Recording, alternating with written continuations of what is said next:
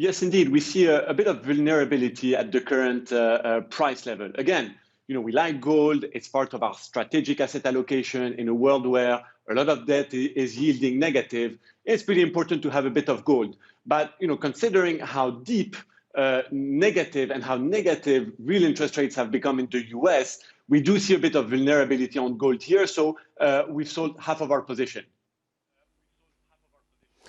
And yeah, and I totally understand that. Taking profits on a winning position, perhaps never the wrong thing to do. But when I look at the trillions of dollars that is being raised, I looked at the EU Recovery Fund with our Spanish correspondent earlier on, who says, agrees it may well even be out of date in terms of the amount of money needed as well.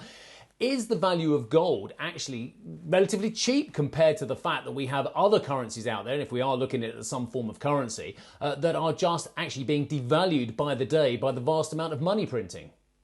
Well, we continue to see, again, negative real interest rates as the main driver of gold prices. So take the 10-year real interest rate, so interest rates adjusted for inflation in the US. It's basically close to -1 now, levels we haven't seen since 2011, 2012. What does that tell you about the US economy? It basically tells you that you're not going to go for a recovery. The US economy is going to continue to basically contract.